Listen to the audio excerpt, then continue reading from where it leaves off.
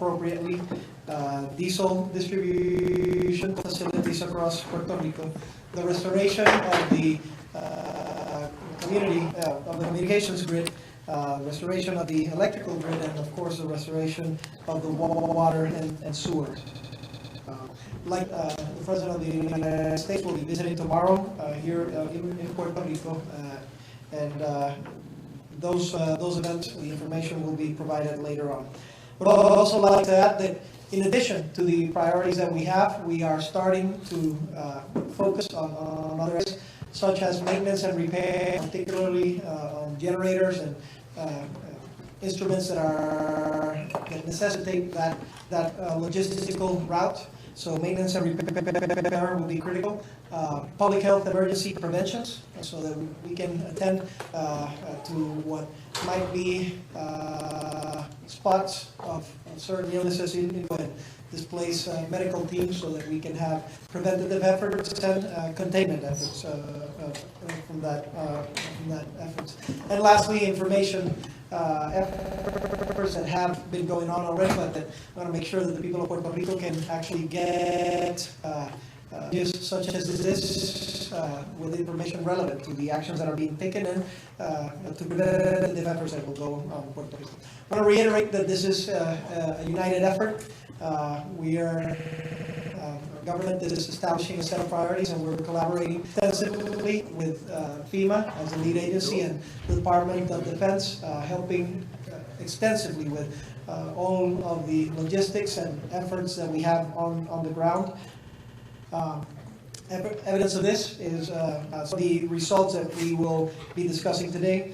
So, for example, we have been able to reduce the time that it takes to get gasoline and diesel in the different stations. This is a net positive. Just to give you a snapshot, we sent out teams to evaluate how much time it was taking to get gas and how much time it was taking to get diesel in certain stations. There is, of course, a variation in between different areas of Puerto Rico. We can talk about those, but in general, 2 days ago, it was an average of 6 to 7 hours at gasoline. 1 day ago was about 2 hours, or really 3 days ago, 6 to 7 hours. 2 days ago, 2 hours, and yesterday was the average time was between 55 and 35 minutes. So there is significant reduction, byproduct of the collaboration on different fronts. Truck drivers delivering and being extremely helpful and extremely diligent. So we thank them for that. The efforts at FEMA and the National Guard, our transportation department, and the military have provoked so that we can have knowledge and situational awareness of what the logistical routes to get to the different gas stations are. So there is an indication that these lines are being reduced, although we recognize later the specific data points of the different areas of Puerto Rico, that some areas are slower and some are certainly faster. This is just an average. To give you an update, we have also we informed that we have 759 gas stations open. That ups the number from 721 yesterday, and the expectation is that this number will continue on growing. At the same time, we expect more fuel and diesel to be coming in the next couple of days. We will be getting about 500,000 barrels of gasoline. That's right, 500,000 barrels of gasoline and about 500,000 barrels of diesel as well in the next 3 to 4 days. I will reiterate that our general services effort is providing gas and fuel to the municipalities as well. So to all those may to use that resource, they can certainly go ahead and use it as well. So for the next couple of days, there's expectations. We have expectations for DACO, our consumer agency, to make sure that that in next week, 75% of the gas stations are operating, and that we can be effective in setting the price freeze order for the margins of gains in the gains of fuel. And within the month, we expect to have most of the gas stations that have been hindered working appropriately again. I'd like to talk a little bit about the human resource and the logistics that we have here in Puerto Rico. The number from DOD has increased. From yesterday we had about 4,600. Now we have about 7,200 personnel here that is deployed to help in many different areas, such as transportation, engineering, field deployment, medical efforts, and so forth. We have over 660 FEMA officials and several hundred from other federal agencies that are working tirelessly so that we can execute and provide for the people of Puerto Rico. In terms of the food drive and the water drive across all of Puerto Rico, a couple of days ago, FEMA received 214 containers, and 199 of those have been delivered for the people of Puerto Rico. Yesterday, 49 missions across different municipalities were sent for food, 15 from the First Lady's effort, 15 from National Guard, FEMA, and other federal agencies. Red Cross had 8, and other volunteer efforts with the central government had 11. This in addition to the 10 supplies to the regional staging areas across Puerto Rico as well. I remind you that we are making an effort to increase the number of regional staging areas so that the distribution is easier across Puerto Rico, and the DOD is working on that in the next 24 to 48 hours. We also would like to say that there are 14 DMAT units across Puerto Rico.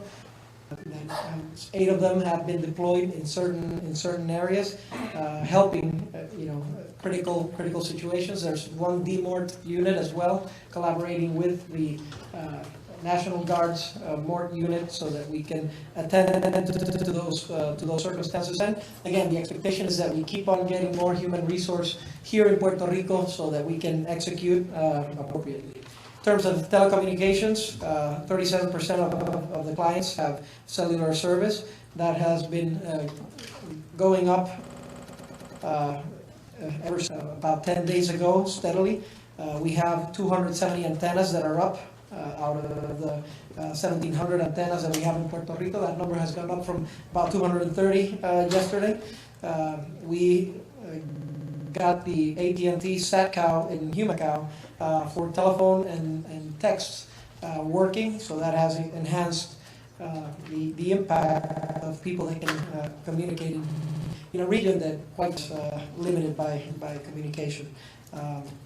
We're working on the installation of SatCows in Fajardo, Quebradillas, Vega Alta, Mayagüez, Sidra, Rio Grande, Calle, and they're working on another provisional one in Mayagüez, although there is some service in parts, in half of Mayagüez in terms of telecommunications. So the expectations is that within today we can get Quebradillas and Vega Alta's SatCow up. That'll enhance the communication. Within the week, finish the SatCows for Mayagüez, Calle, and others, which will increase the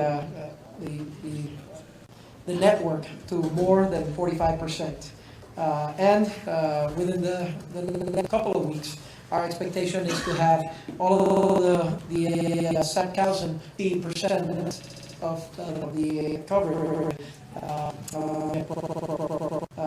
In terms of natural resources, we will inform that the Valdoriotti power bombing has been working, taking 200,000 gallons per minute out of the flooded areas.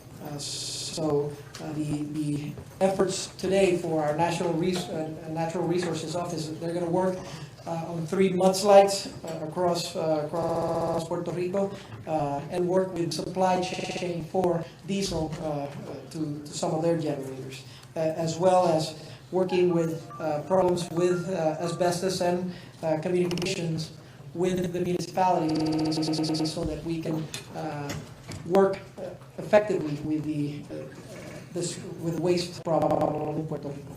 In a week, we'll have the Guanabatos Casa de Bombas up, and there's a specific effort in Tuabaja for picking up waste and waste of biomedical debris as well across several municipalities in Puerto Rico.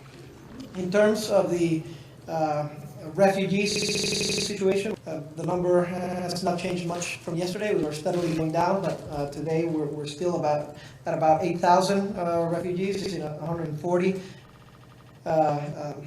shelters. So that number has stayed consistent. At least that's the information we have till now. If that information changes, we'll make sure to let you know. Today we expect 41 flights to the Luis Muñoz Marin, increasing again the bandwidth, steadily increasing the bandwidth of airplanes over here to Puerto Rico.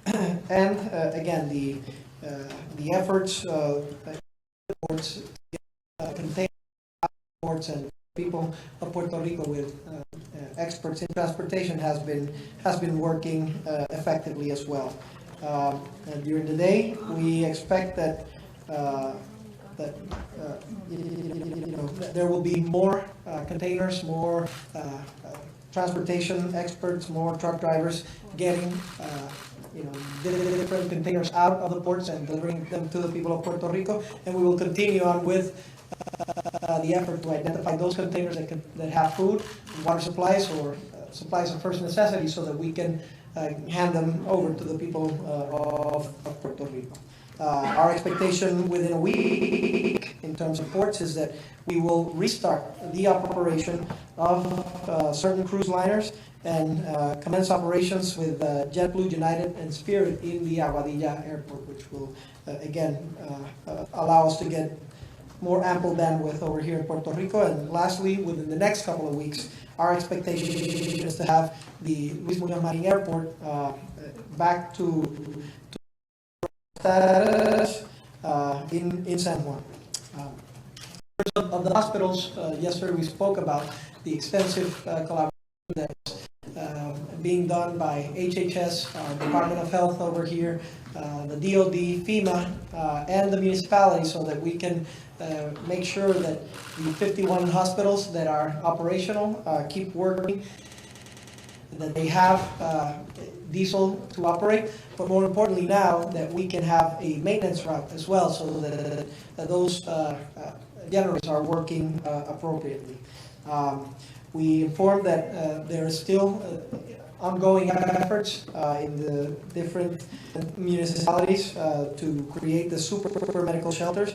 Again, in Mayagüez, the effort is being constructed in the Complejo Isidro Garcías, Manatí, the Acrópolis, Ponce, Coliseo Pachín Vicens, Bayamón, Hospital Regional de Bayamón, as well as others in Fajardo and San Juan. We expect that the USS Comfort will be floating mega hospital will be here within the next 24 to 48 hours, and we would like to let you know 46 out of the 48 dialysis centers are working appropriately. This collaboration in the logistical part of the maintenance, supply of resources, human resources, and to the areas that need medical attention. The DOD is helping facilitate a strategic view of a map where we've identified the areas of greater need, and those areas will be met with significant support on the medical. I'd like to also inform that we have 14 DMATs in Puerto Rico, and again reiterate that we have one MORT unit that's collaborating with our National Guard to attend to that situation. I'd also like to state on the security front that we have 78 fixed officials that are at different major retailers in Puerto Rico, so that we can maintain the flow of goods, services for the people that want to purchase them. We received several more EMACs in Puerto Rico, and as I stated, 13 of those EMACs have been active. We have about 14 of them that are still under evaluation, but this means thousands of extra resources on the brigades front, on the security front, so that we can attend to our needs. And some of these EMACs are going to be distributed across different parts of Puerto Rico, including the island municipalities, which had a concern regarding getting more security efforts over there. So today we should start dispatching some of these security, troopers to the different island municipalities as well. In terms of water and sewer, 47% of the general service is being provided in Puerto Rico. There is variation. We've always addressed this. We have more than 1,400 generators providing this access to water. So a few of them go down, sometimes others go up. But in general, progress is being made, and in collaboration with FEMA, we are providing generators to different new areas so that we can augment that service. In terms of energy, yesterday the generational plant of Arecibo, Cambalache, got energized, as well as the Hospital del Maestro. Today, there's a continuous efforts on other areas that we wanted to make sure we could get. The expectation is, again, yesterday was Friday, but results are still to come. Working on the Corco and Peerless, and the hospitals of Auxilio Mutuo and the Ashford. Within the week, our expectation is to energize Costa Sur and to add to the generation of energy and infrastructure that's critical for the south and the southeast and southwest of Puerto Rico. And within the month, our expectation is to have at least 25% of clients having energy. So these are based upon the efforts that are being created to mitigate, to power, without sacrificing the long-term rebuilding that was weak and that we need to make strong. We need to make stronger. At the same token, our in terms of roads and access and transportation, our public transportation system is working at about a 50% clip right now in Puerto Rico, and based on the suggestions that we picked up from Vieques and Culebra yesterday, we're increasing the rate of travel to Vieques and Culebra. Yesterday they had 2 trips back and forth. Today Vieques will have 3 trips. And Culebra is going to have still have 2 trips going, but 3 trips coming back. We also informed that Cataño is operational, and within the the expectations of our efforts here in the local government, we want to add more efforts from the private sector to help repair and open roadways in Puerto Rico, making our logistical objectives more clear and easier to get to all the areas in Puerto Rico. Within the week, we'll have 75% of the public transportation efforts working, and within a couple of weeks, having been able to restore the complete 4 trips, the normal 4 trips to Vieques and Culebra back and forth, and have 100% of the bus service in Puerto Rico. Let's see if I'm missing something. I think that's all for the current update. Just want to reiterate that you're seeing progress in areas such as food delivery, access to water, diesel delivery, lines in the gas stations, operations within the hospitals as well. We've energized now 10 hospitals, and recognizing that we're going to have some challenges in the very near future, we're also addressing other sets of priorities, such as the public health emergency, maintenance, and repair. And in doing so, again, we'll be able to producing an effort out of the emergency phase, stabilizing Puerto Rico, and then commencing with a rebuilding. We'd like Alejandro to also give an update on the efforts that is. Good morning, and thank you, Robert. I believe the governor covered most of the area, so I'm going to be very brief, just touching base on some of the other items with more specifics. We continue working in coordination, FEMA, the Department of Defense, the government of Puerto Rico, as a unified coordination group. So we continue doing that in support of all the municipalities, and we'll continue doing that. The governor already mentioned what are the priorities, and related to the Commodity Delivery Task Force, in addition to the 2 million liters of water that we have already distributed, in coordination with the government of Puerto Rico, and the 1 million meals that have been distributed to all 78 municipalities. As you know, and we mentioned it earlier before, we have received additional water, additional meals. So yesterday, the National Guard distributed commodities to the regional staging areas, a total of 400,000 liters of water and 1,000 meals. 42 municipalities pick up commodities during the last 24 to the regional staging areas. So 42 municipalities were able to pick up commodities at the regional staging areas. Yesterday also, the National Guard distributed commodities to 13 municipalities in addition to those that pick up at the RSAs. And scheduled to distribute today food and water to 14 additional municipalities.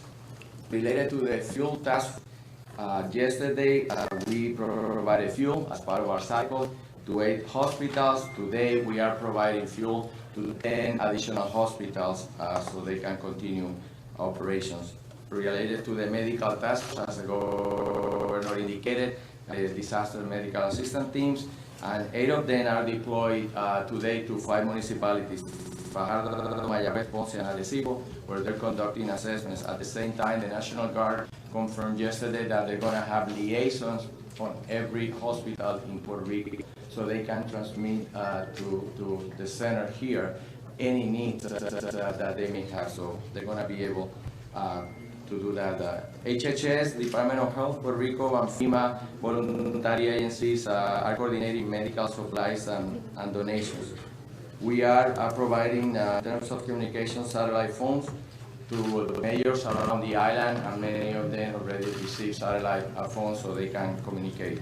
Related to waste and wastewater task force, 78 tanker trucks supporting the 78 municipalities. So we have assigned tanker trucks to each one of the municipalities, and they are providing bulk water. Today I will be conducting repairs to the Comerío water treatment plant so they can start using that facility on a normal basis. Installation of generators, will continue installing generators, critical facilities, most of them to hospitals, and to water and wastewater production plants. Related to bulk water distribution, yesterday we distributed over 100,000 gallons of water to hospitals and also elderly homes that have been assigned. And in the next 24 hours, we will be distributing, as we do every day, to the 22 dialysis centers facilities. In terms of number of registrations, the number keeps growing as we speak every day. We were in the 30,000s, the 40,000s, the 50,000. So far, as of this morning, we have received 72,000 applications. This is even with the challenge of the telecommunications, but that's the proactive effort that we're doing with the government of Puerto Rico, going to municipalities without communications, where we're taking our staff with the electronic tablets, and they're taking the registration from there. So the number is 72,000, and the amount approved as of this morning is $7 million. I would like to recognize very quickly the efforts that other partners are doing in support of this operation. Is many agencies. Our community comes at, and for example, in related, I know we're talking about the regional staying areas, but there's many other aspects that are being here in support of the families in Puerto Rico. Delivered 25 pallets of infant toddler kits to the shelters in the municipality of Utuado, Orocovis, Naranjito, Adjuntas, Corozal, Comerío, Manatí, and Barranquitas. Department of the Family delivered 18,000 food boxes to Fajardo, Arecibo, and Ponce. The American Red Cross is continuously delivering food and water to all municipalities around the island, and yesterday they were able to deliver to Toa Alta, Dorado, Vega Baja, San Juan, Caguas, Ponce, Aguadilla, Barceloneta. The Salvation Army has delivered over 29,000 meals in the last 7 days, and almost 7,000 bottles of water and 500 pounds of ice to various municipalities. The World Central Kitchen in the last week has been able to prepare and distribute over 50,000 meals to different municipalities around the island. Feeding America distributed 500,000 pounds to multiple locations during the last few days in Toa Baja. In terms of the public assistance program, assistance to the municipalities, we have approved already $21 million to different municipalities around the island, and that number keeps increasing on a daily basis. The governor mentioned that we went yesterday to Culebra and Vieques. We were able to meet with both mayors, and as a result, into all the food supplies, water that we have provided, between today and tomorrow, we will be charging for each island 2 fuel tankers, so they can keep there on a permanent basis, not just with the fuel, but also so they can have reservoir for additional times that we supply fuel. We're going to provide also generators to both islands, so they can cover their needs in terms of the water treatment plants, and also the generator that the Culebra Island has. And we will also be sending tarps, the plastic sheeting, so they can cover some of the homes yesterday. And the last thing is that my boss, the administrator, Proclon, will be in Puerto Rico arriving today in preparation for the visit of President Trump tomorrow. Thank you. I'll give a brief recap in Spanish.